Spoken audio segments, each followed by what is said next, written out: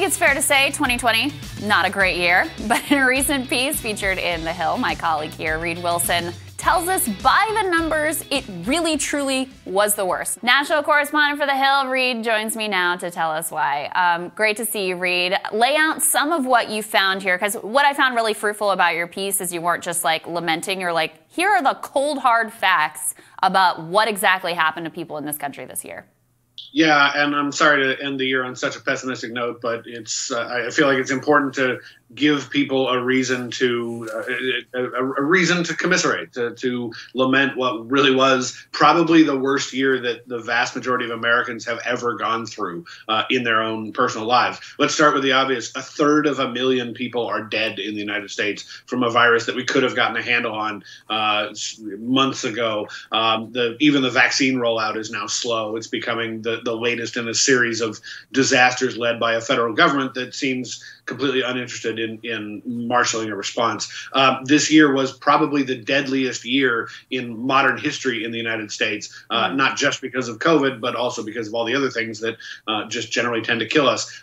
Suicides are rising after falling in the 2019. Overdoses are rising. The Centers for Disease Control and Prevention, they survey 38 jurisdictions across the country, and in 37 of them, overdose deaths are on the rise. In 10 Western states, overdose deaths have doubled this year. Half of Americans have lost income. There are fewer jobs now than there were in November of 2015, and there are fewer private sector jobs than there were when President Trump took office in January of 2017. The unemployment rate has fallen from its highs early in the pandemic, but even that is a little artificially low because the labor force participation rate, that is the percentage of Americans who are actually in the workforce or looking for a job, is the lowest it's been since 1976. I mean, that's just incredible. There's so many people who've just given up looking for work. Actually, I want to pause you. I want to pause you on that point because I think that's a really important one and one that hasn't gotten a lot of focus. Honestly, I hadn't focused on it that much.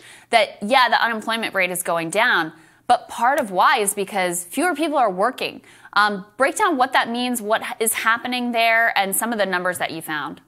Right. So as we take a look at the labor force participation rate, we know that it's now it's down near about 61%, which means that 39% of essentially Americans over the age of 16 are either do not have a job or are not looking for work. They're done. They're out of the workforce, and that's not a great sign for long-term productivity, for their own financial interests, and for the strain that's going to be placed on the social network, the safety net across the country. Who is it who's out of work? It's disproportionately blacks, Hispanics, women. Before the pandemic, women made up more than half of all the people who had jobs in this country. Now they make up less than half. This pandemic has basically fallen disproportionately, the economic consequences at least, have fallen disproportionately on those who need money more, those who have less education, and those who have been historically oppressed. And that's just like an added layer of tragedy to an already desperate situation. 8 million more Americans are in poverty now than were at the beginning of this pandemic. In just the first 3 months, from February to April, April's the last month for which we have data on this, 3 million households and 6 million individuals signed up for the Supplemental Nutrition Assistance Program or food stamps. So it's evident across the country that just this pandemic it may be great for the stock market. So for some reason, the stock market's going bonkers. For the average economy, for the average person, especially those on the lower end of the economic scale, it's been an absolute disaster. And a huge number of 8 million people are in poverty now who weren't just a few months ago. Yeah. Well, and another stat that you pointed to here that I hadn't seen before was the number of children dropping out of public school. So public school enrollment has ticked down as, this is entirely predictable, very challenging to do the online school and have like an environment, especially as the wheels are coming off in so many ways, whether it's poverty or whether it's joblessness or whether it's addiction. And then on top of that, you're expecting kids to be able to have this like safe, stable home environment to be able to do their online classes. Talk about what you found there and what the impact could be. So across a bunch of states, the Associated Press did this analysis with an educational reporting company, and they found that effectively about 2% of children who are enrolled in public schools have pulled out in the last couple of months, and that amounts to about 500,000 children around the country.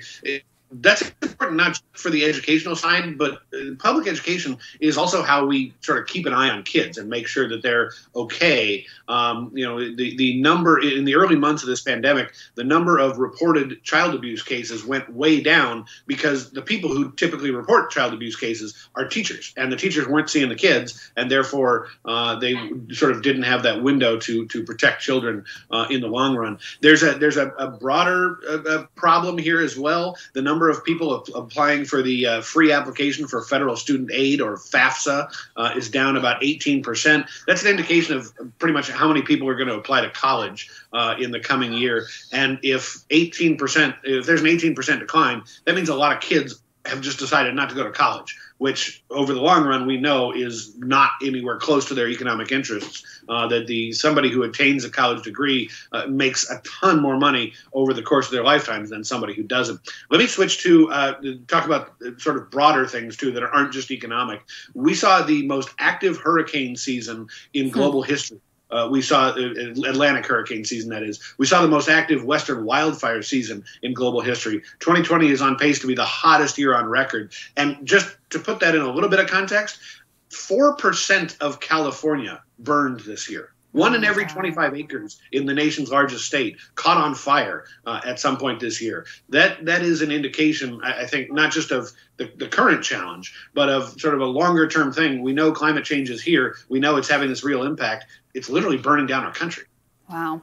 Reid, this is a tough piece to read. I mean, it's a brutal piece, but I think you're right that it's incredibly important to take stock of exactly what happened this year, who it happened to, so that we can hopefully move better move in a better direction in 2021. Happy New Year to you, my friend. I really appreciate your contributions here.